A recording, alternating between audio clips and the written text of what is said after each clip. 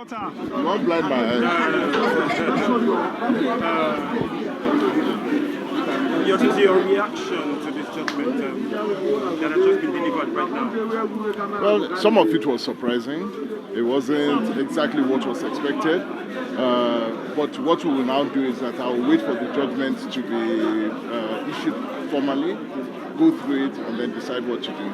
Do you think that you want to go further to actually challenge what's actually said today? I really would like to see what the judges stood on to make their decisions. Not all the decisions were agreeable today, but we've heard what they want to say, so let's take it on from there. Which of the positions were disagreeable? The fact that APC withdrew. The main case is that APC withdrew, and as a result of that, my own rights were infringed on. I don't agree with that. But again, I need to see the basis for which that judgment has been made. The law allows me to continue a case, but the judges in their wisdom have said that APC's withdrawal nullifies my case.